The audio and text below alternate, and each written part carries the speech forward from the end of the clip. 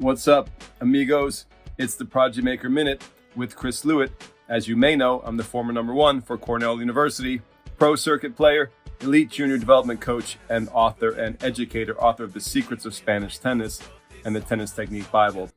On this Prodigy Maker Minute, I want to talk a little bit more about technique. You know, I love working on biomechanics and the technique, especially of young players. I love building that world-class foundation. That's what I'm known for. That's my bread and butter. That's basically what I've dedicated my career to doing, is building up a world-class foundation, especially in young kids, you know, Prodigy Maker. So let's talk about the slice, for example. One thing that is really important on the slice is not to force kids to go straight through the ball and keep extending straight out on a line. That is classically how you always teach the slice backhand. And nowadays, if you check the high-speed video, if you see what the pros are doing, they are going through the line of the shot, so they're accompanying the ball, but then the racket will veer off across and down at a very sharp angle on the follow-through, which is basically breaking all the rules that we used to learn and teach from the coaching handbook back in the day, 20, 30 years ago. And the reason why the players are doing this is because it's got to feel good, and they can generate a little more racket speed by accelerating through and down and across rather than going straight through the line of the ball. So when you have a young kid, it's a little bit tricky, or let's say you have could be any age, could be an adult too. It's a little bit tricky because you want the player to accompany the ball. You want to extend maybe, 12 to 18 inches through the ball, but then you don't have to force the kid to extend the long line farther than that.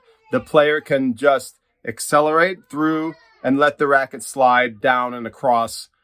It reminds me of how the forehands are super windshield wiper finishes nowadays too. And on the slice backhand, it's very similar, how the acceleration and the pathway goes through and across and down.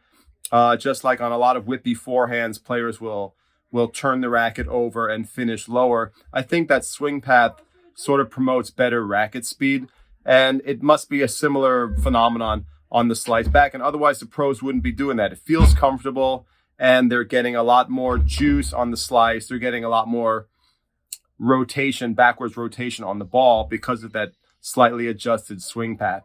I was watching slow motion videos of Federer recently, and his slice is incredible. And the amount of backspin RPM that he's putting on the ball is, I think, unparalleled. And if you watch his finish, he almost always comes through and across the ball, not across the ball at impact, but through the ball and then across on the follow through. So that's the modern slice. That's how all the guys are doing it. So you can stress a little bit going through the ball for young kids who are learning, but at the end of the day, they're going to chop through and then come down and across, which is bizarre. It looks, to a traditional coach's eye, it looks wrong, but I know a lot of coaches are still trying to teach it the old-fashioned way, but this is the modern game, and we should teach modern technique.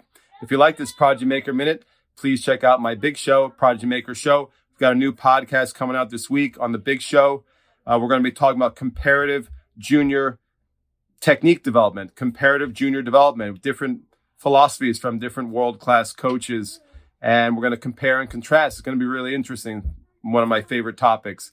If you like this show, please check out that big show. Also, please subscribe. We need subscribers to grow this channel and this community.